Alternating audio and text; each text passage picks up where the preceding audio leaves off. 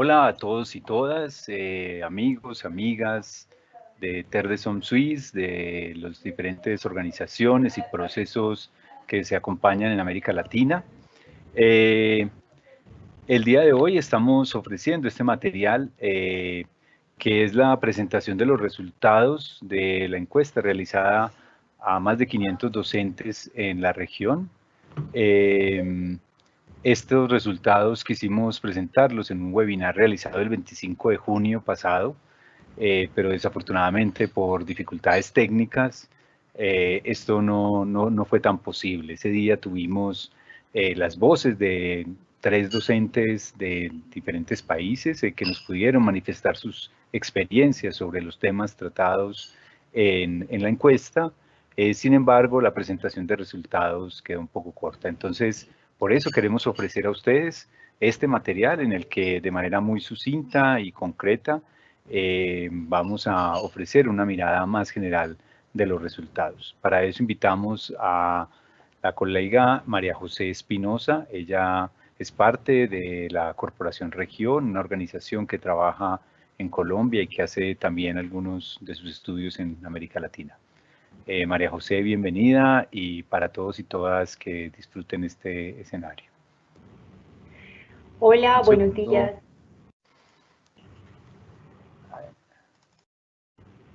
Adelante. Hola, buenos días a todos y todas. También celebro mucho la posibilidad de que tengamos este espacio.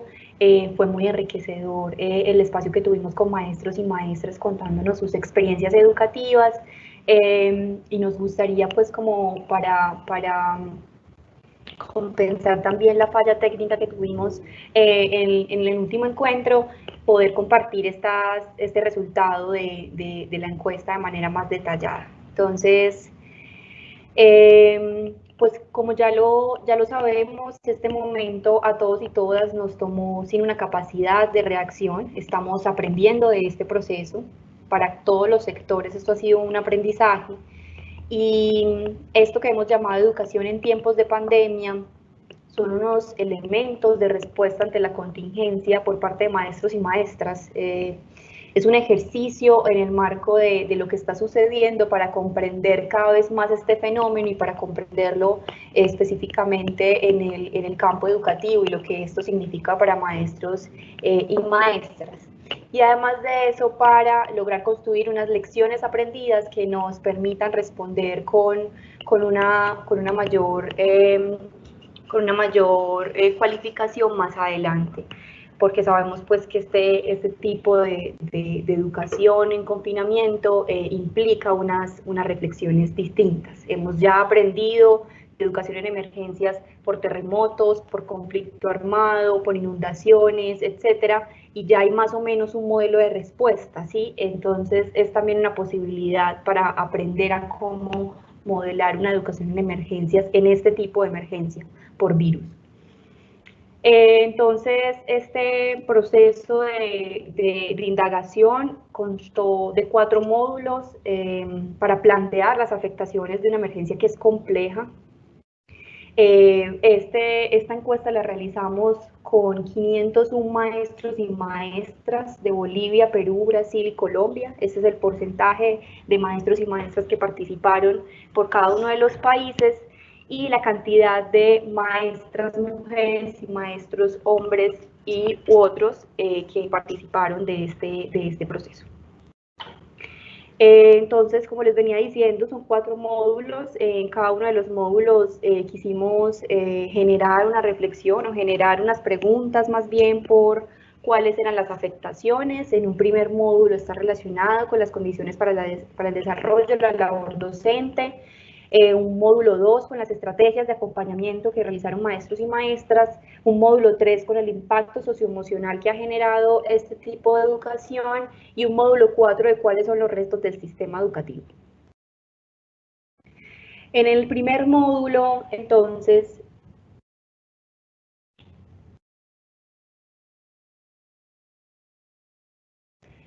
indaga por esos recursos técnicos, pedagógicos y de conocimiento que tienen acceso pues los maestros y maestras pero también que nos cuentan un poco sobre los accesos de sus estudiantes. Entonces acá tenemos como 4 conclusiones generales de esa indagación. La primera conclusión son las condiciones de acceso a herramientas tecnológicas, es cómo y de qué manera accedemos. Acá es muy importante reconocer que debido a que la respuesta a la gran mayoría de países fue la virtualidad, fue el Internet, es comprensible, ¿sí? Porque ese podría ser una muy buena respuesta, pero las condiciones de acceso son desiguales, ¿sí? Entonces, lo que nos muestra la encuesta es que maestros y maestras en un 93% tiene acceso a los computadores, un 6% no, pero digamos que ese acceso está distribuido entre 2 o 3 personas o 3 o 4 personas. Es decir, que tiene la capacidad de tener la herramienta tecnológica, pero la distribución de sus tiempos es muy compleja. Además, las condiciones dignas para poder tener un espacio de trabajo con estas herramientas, en un 63% aseguran que es poco adecuado, lo cual es, digamos, el porcentaje más alto que ha dicho que es poco adecuado. Lo que nos quiere decir entonces es que esa manera en que accedemos, esa manera que tenemos la posibilidad de no solamente las herramientas tecnológicas, sino la cualificación de esas herramientas tecnológicas es precaria, tanto de acceso como de conectividad, ¿sí? Porque también en términos de conexión aseguran que es muy inestable. Además de eso, otra de las conclusiones que se relacionan con eso es la cantidad de horas invertidas y la escolarización de la vida familiar, ¿sí? ¿Eso qué significa? Pues que los tiempos de la vida cotidiana están siendo regulados por la práctica educativa, les está constando en términos de tiempos la vida misma porque tenemos que distribuir los tiempos. Y eso desde un enfoque de género es de manera diferenciada en hombres y mujeres, en hombres maestros y mujeres maestras, ¿sí? Porque las labores de cuidado se elevan en las preguntas en la curva se eleva a mayor cantidad de tiempo que invierte las mujeres en las labores de cuidado y en las labores del hogar, y los tiempos de ocio, de descanso, si bien son muy pocos en la gran mayoría, tanto maestros como maestras, estos se elevan para los hombres maestros. Entonces acá también es muy importante comprender que esas horas invertidas, que esa escolarización de la vida familiar ha puesto también los tiempos de manera compleja. Y una cosa que también es muy interesante anotar en esta conclusión 2 es que el acompañamiento pedagógico que realizan los y las docentes a los niños y las niñas, a sus estudiantes, es mayor que el acompañamiento pedagógico que realizan a sus hijos y sus hijas, lo cual también nuevamente aporta esta idea pues, de la distribución de esos tiempos, de la escolarización de la vida familiar.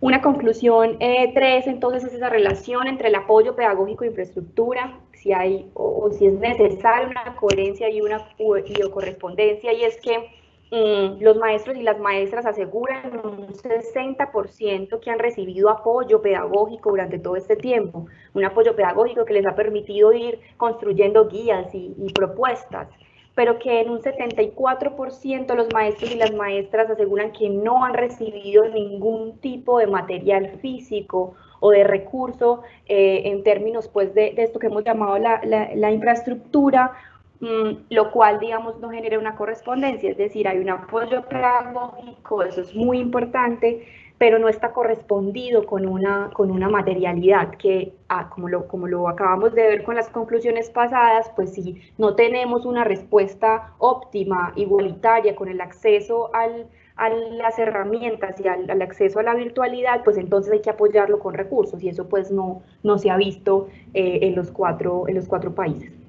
Y una última conclusión de este módulo es que la educación virtual se convierte en una pregunta muy importante y una pregunta que está relacionada con qué sabemos sobre ella y ella qué significa en estos momentos. Como ya lo dije, esa fue la respuesta inmediata, y lo que aseguran los maestros y maestras en un 69%, que es el porcentaje más alto, es que su conocimiento sobre educación virtual es básica pero con vacíos, ¿sí? Y aquí me parece muy importante mencionar que esa idea está fundamentada sobre un debate muy importante de que el recurso, específicamente el computador, o sea, el aparato, no es, digamos, como la solución únicamente, sino que eso es un proceso, y es un proceso de apropiación, incorporación cultural a la vida de lo que significa la educación virtual, como, no solamente como plataforma, sino como ambiente de aprendizaje. Y han sido muchísimos años de exclusión de la tecnología en nuestros territorios, y es imposible que haya apropiación de esta tecnología y que claramente pues eso se denota en que se sientan con vacíos, ¿sí? Como yo, ¿para qué voy a tener necesidad de aprender sobre TIC si no tengo las condiciones para hacerlo? Esa pregunta de pronto no estuvo de manera previa. Entonces, creo que ahí es muy importante pues como mencionar también esa idea de educación virtual. En el módulo 2, trabajamos entonces por la descripción del tipo de estrategias implementadas por maestros y maestras. Acá hay dos grandes conclusiones. Una es que efectivamente, al no ser la educación virtual la respuesta, al menos en las experiencias contextuales de maestros y maestras, han venido desarrollando guías, talleres y audios, ¿sí? La comunicación en medio de todo esto ha supuesto que nos enviemos talleres por WhatsApp, que nos enviemos guías, que de pronto las puedan recoger en el centro educativo, audios por vía también WhatsApp, llamadas telefónicas, etcétera. Pero también aquí había una pregunta, bueno, ¿y cómo planeamos y qué comunidades de aprendizaje se crean en este tiempo, dado que la educación virtual no es en sí la respuesta desde las experiencias contextuales? Entonces, allí hay una pregunta también para hacerle a los maestros y maestras y para hacerle la pregunta a rectores y rectoras, y es que el 69% de maestros y maestras aseguran planear de manera individual, ¿sí? Y están planeando talleres, guías y demás de manera individual. Aquí hay una pregunta por este momento, lo que nos tendría que estar diciendo es cómo construimos comunidades de aprendizaje y cómo rectores y rectoras, que son quienes están al frente gestionando, haciendo la gestión escolar, promueven también esos encuentros colectivos entre maestros y maestras para que justo generemos un proceso más integrador, que esta sea una posibilidad para la integración, ¿sí? Entonces, bueno, ahí me parece pues como importante anotar esto. En un 58%, que es el porcentaje más elevado, están trabajando con talleres vía WhatsApp. Y una de las problemáticas más fuertes, y eso, digamos que esa es la razón por la que responden con guías, talleres y audios, es que el 81% de los estudiantes que tienen estos profes no tienen acceso a computador, sino que tienen acceso de pronto a un teléfono inteligente, ¿sí? Que eso pues tampoco es la respuesta, digamos, no es el porcentaje más elevado. Hay niños y niñas que no tienen incluso pues la tecnología de telefonía pues de alta gama. Y la otra conclusión tiene que ver con calidad educativa, ¿sí? O lo que entendemos por ella y en qué momento creemos que se da, ¿sí? Hay en estos momentos, como ya lo decía, muchos analistas sociales y pedagogos que han dicho que esto no es educación en casa, eso dicen algunos, otros dicen que esto no es escolarización en casa, y otros que esto es un momento para pensar en lo que han llamado el homeschooling, ¿sí? o eso de que hemos llamado, bueno, sigamos con el tema de educación en casa. Y otros que dicen que esto es una posibilidad de reconfigurar la escuela con otras preguntas pedagógicas. Pero aquí es muy importante denotar que en términos de la calidad educativa, habría que preguntarles también cuáles son las condiciones igualitarias, no solamente de acceso, sino también de calidad, y qué significa calidad en un contexto como este.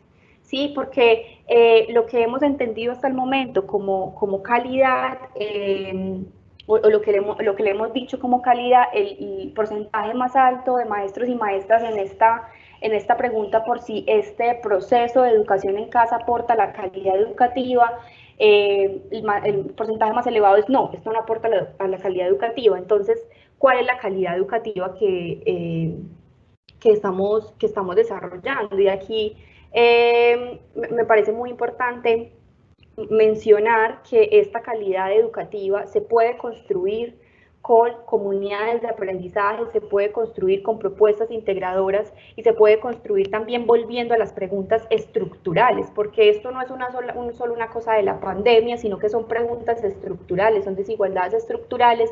Y entonces, ¿qué estamos entendiendo por calidad educativa? Y si solamente sucede en la escuela, ¿sí? Entonces, calidad educativa, si estamos en la escuela, sí sucede, pero en educación en casa no sucede. ¿Y eso por qué? Sí, eso por qué se da, qué es lo que le estamos dando pues ahí como de distinto, y si en este contexto también podremos hablar de calidad educativa.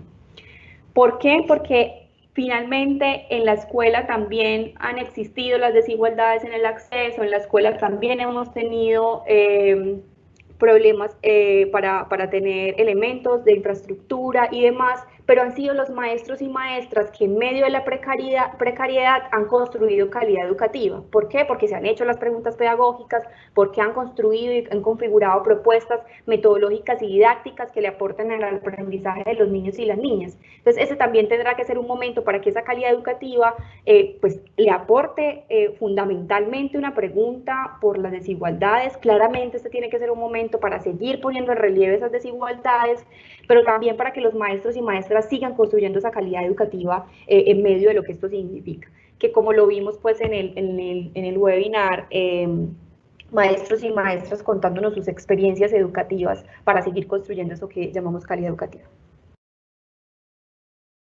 El módulo 3, entonces, el efecto en la dimensión socioemocional de la labor docente en tiempo de confinamiento. Acá hay dos grandes conclusiones. Una que tiene que ver con la relación de lo privado y lo público, cómo se entreteje o se desdibuja dicha relación para maestros y maestras. Ellos reconocen en la gran mayoría que afecta la vida laboral, que afecta la vida personal, que lo público y lo privado se empieza a desdibujar, que ya se convierte, como ya lo decíamos ahorita, con cómo se condicionan los tiempos de la vida cotidiana con los tiempos de estas prácticas educativas en este contexto. Acá digamos que hay una mención por parte de maestros y maestras de que eso se desdibuja y que se entreteje al punto de que no se logra diferenciar como en qué espacio realmente están. Y hay una afectación en la salud física y emocional de maestros y maestras. ¿Cómo les pasa esto por el cuerpo? Es el porcentaje más alto, asegura tener dolores de cabeza. El 49% de maestros y maestras dicen tenemos muchísimo dolor de cabeza. Esto nos está generando estrés, nos está generando preocupación, nos está generando angustia. Pero me parece muy interesante una de las encuestas que hacíamos en esta pregunta por lo socioemocional, y es que cuando les preguntábamos por cuál era su preocupación en el ámbito laboral y en el ámbito personal, digamos como el componente más grande que aparece en ese reconocimiento de campos semánticos es el estudiante. Él y la estudiante es su preocupación más grande en cualquiera de los dos escenarios, es decir, sigue pensando en el estudiante, en cómo ir construyendo cada vez más propuestas para el aprendizaje de los niños y las niñas en este contexto. Y por último, en el cuarto módulo, los principales retos del sistema educativo a futuro y su relación con acciones educativas contextualizadas. Logramos reconocer dos conclusiones, y es que allí indagábamos a los maestros y maestras por cuáles creían que eran esos principales retos que tenía que tener el sistema educativo para un retorno, ¿sí? Y cuáles son las acciones contextualizadas que tendría que tener ese retorno. Y los maestros y maestras reconocen que es muy importante el apoyo socioemocional y las condiciones dignas para proteger a los niños y las niñas, ¿sí? Cómo se piensa en el retorno, cuáles son las condiciones, cuáles son esas acciones contextualizadas a emprender. Aquí hay Aquí hay unas cifras muy interesantes porque el porcentaje más alto, que es el 76% de maestros y maestras, aseguran que lo primero que se debe hacer si se está pensando en retorno son acciones pedagógicas y de sensibilización sobre los temas de bioseguridad con los niños y las niñas, pero también con las comunidades, lo cual es muy importante. Y aquí yo creo que eso lo que nos está diciendo es que esas acciones contextualizadas a emprender tienen que ser comunitarias y comunitarias comprendiendo la escuela y la comunidad, los líderes y las lideresas de las comunidades. Es muy importante que las acciones que se emprendan que sean comunitarias. Y los porcentajes que le siguen a qué debería ser lo más importante, sigue con el tema, hay que desinfectar las escuelas y hay que construir esas escuelas que sean dignas. Tenemos escuelas que no tienen agua, tenemos escuelas que no tienen baterías sanitarias, tenemos escuelas que no tienen la posibilidad de tener unas condiciones dignas para la higiene que exige este virus, entonces piden que se haga esa desinfección y que se haga también ese abastecimiento de lo que hace falta. Un 66% recuperación emocional, creen que es muy importante la recuperación emocional de los niños y las niñas y de los maestros y las maestras. El que le sigue es la evaluación. Los maestros y maestras dicen que una de las primeras cosas que hay que hacer, uno de los principales retos es que hay que evaluar, y eso es lo que nos lleva a la conclusión siguiente, ¿sí? Y es que hay que preguntarnos por evaluación en tiempos de pandemia, ¿qué significa? ¿Qué es lo que vamos a evaluar? ¿Qué debemos emprender en términos de evaluación para retorno? ¿Sí? Porque lo que estamos pensando acá es evaluemos pruebas estatales o evaluemos cuáles son la manera en que vamos a promover o no promover a los niños y las niñas. Y aquí quisiera dejar pues como esta pregunta, que es una pregunta que también dejábamos en punta con los maestros y maestras en la conversación pasada, y es ¿qué vamos a evaluar? Acabamos de decir en nuestra respuesta del módulo 2 que este momento de educación en confinamiento no aporta la calidad educativa. Y si estamos diciendo eso, entonces, ¿qué es lo que vamos a evaluar? ¿Sí? Y de qué manera lo vamos a hacer. Y no significa no hacerlo, significa qué vamos a entender por la evaluación en este tiempo. Y bueno, quisiera como terminar con una frase que me parece muy potente de Paulo Freire. Él dice, es necesario desarrollar una pedagogía de la pregunta. Siempre estamos escuchando una pedagogía de la respuesta. Los profesores contestan a preguntas que los alumnos no han hecho. Y esta frase me gusta mucho porque en estos momentos estamos escuchando que la pedagogía de la respuesta es la virtualidad, que es el internet, que es el acceso a las herramientas tecnológicas, pero no estamos escuchando cuál es la pregunta que nos están haciendo realmente las escuelas, que nos está haciendo la educación en estos momentos. Y ahí me parece muy importante que nos podamos ubicar en ese lugar. Hagámosle la pregunta, ¿sí? Tratemos de entender esto que está pasando, pero no lo entendamos solos, escuchándonos a nosotros mismos, sino hagámoslo de manera comunitaria, hagámoslo con el otro y con la otra, con los niños y las niñas, con los maestros y maestras, con los rectores, con las directivas, con las comunidades. Quisiera pues como dejar ahí, muchísimas gracias.